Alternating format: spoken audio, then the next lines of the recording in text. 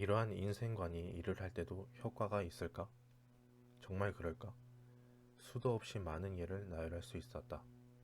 하지만 시간상 두 가지 사례만 이야기하겠다. 뉴욕시에 있는 한 대형은행 직원이었던 찰스 원터스는 어떤 기업에 대한 비밀 보고서를 작성하는 업무를 맡았다. 그가 간절히 필요로 하는 사실들에 대해 알고 있는 사람이라곤 단 한 사람밖에 없었기에 월터스 씨는 그를 만나러 갔다. 그는 대규모 업체의 사장이었다. 사장실로 안내되는 중에 비서가 문으로 빼꼼히 머리를 내밀며 사장에게 오늘은 드릴 수 있는 우표가 없다고 말했다. 12살 아들을 위해 우표를 모으고 있는 중이죠. 사장은 윌터스 씨에게 설명했다. 윌터스 씨는 자신의 업무에 대해 말하고 질문을 던지기 시작했다. 사장은 모호하고 일반적이었고 막연한 태도를 취했다. 그는 말하고 싶어 하지 않았고 그 어떤 일을 하더라도 사장의 입을 열게 만들 수 없을 것 같았다. 인터뷰 시간은 짧았고 아무것도 얻어내지 못했다. 월터스 씨는 수업 중에 그 이야기를 들려주었다. 솔직히 무엇을 해야 할지 몰랐죠. 그러다가 그의 비서가 했던 말이 기억났어요. 우표요. 그리고 12살 먹은 아들이었죠. 우리 은행 외국 담당 부서가 우표를 모은다는 게 생각났어요. 세계의 모든 대륙에서 쏟아져 들어오는 편지에서 떼어낸 우표 말입니다.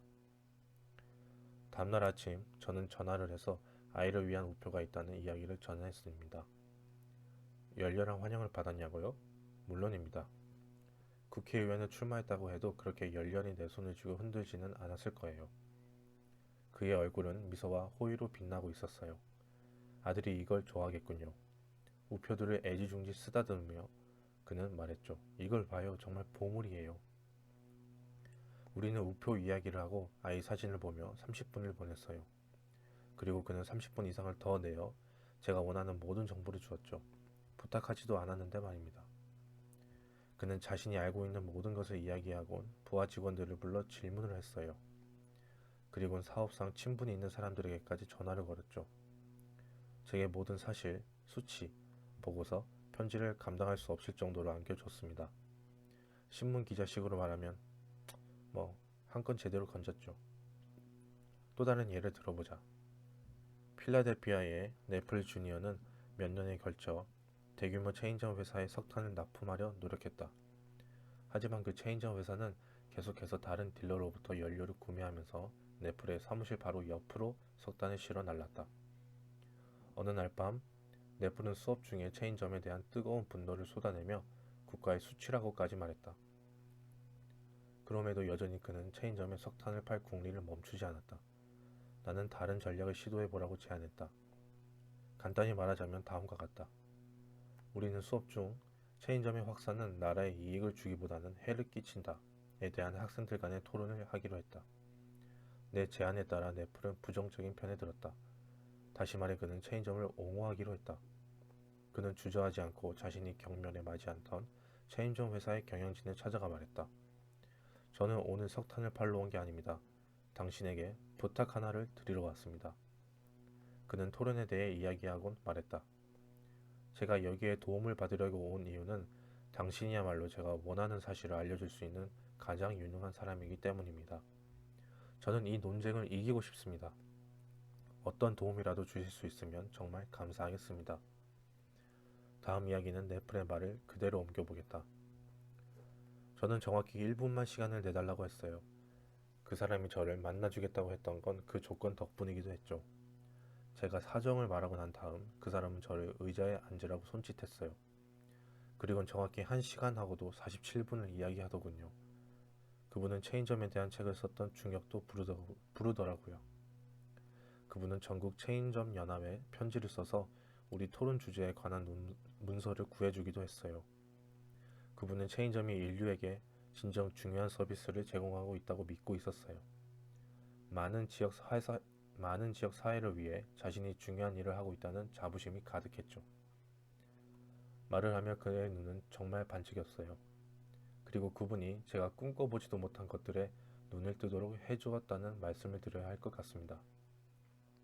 그분은 제 모든 정신적 태도를 바꿔주셨어요. 제가 막 사무실을 나서려고 하자 그분은 문까지 저를 바래다 주셨어요. 팔을 제 어깨에 두르고는 토론 잘하기를 빈다고 언젠가 아무 때나 들러서 토론의 결과가 어땠는지 제가 잘 했는지 알려달라 하셨죠. 그분이 제게 남긴 마지막 말은 봄에 다시 한번 봐요. 당신의 석탄을 주문하고 싶어요. 였습니다.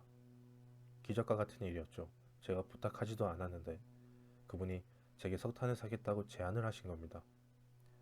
그분과 그분의 문제에 진심으로 관심을 둔 결과 불과 2시간 만에 저와 제 석탄에 관심을 갖게 만들려고 노력했던 10년보다 훨씬 더 많은 진전을 이룰 수 있었던 거죠.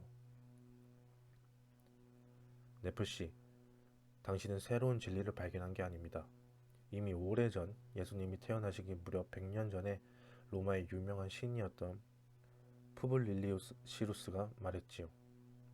우리는 다른 사람이 우리에게 관심을 가질 때에야 비로소 그들에게 관심을 갖는다. 그래서 사람들이 당신을 좋아하도록 만드는 첫 번째 규칙은 다음과 같다. 다른 사람에게 진심으로 관심을 가져라. 인간 관계에서 대단히 효과적인 능력인 다른 사람을 즐겁게 하는 성격을 갖기를 원한다면 헨리 링크 박사의 종교로의 기회를 읽어보기를 권한다. 제목 때문에 겁먹을 필요는 없다. 단순히 신앙을 강요하는 책은 아니다. 이 책을 쓴 사람은 유명한 심리학자로서 자신에게 개인적인 문제를 들고 온 3,000명 이상의 사람들과 인터뷰하고 그들에게 조언을 주었다. 링크 박사는 내게 이 책은 그냥 쉽게 어떻게 인성을 개발할 것인가로 제목을 지어도 좋았을 것이라고 말한 적이 있다. 이 책은 바로 그 주제를 다루고 있기 때문이다.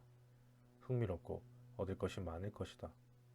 이 책을 읽고 책의 제안에 따라 행동한다면 당신은 반드시 사람을 다루는 능력을 향상시킬 수 있다.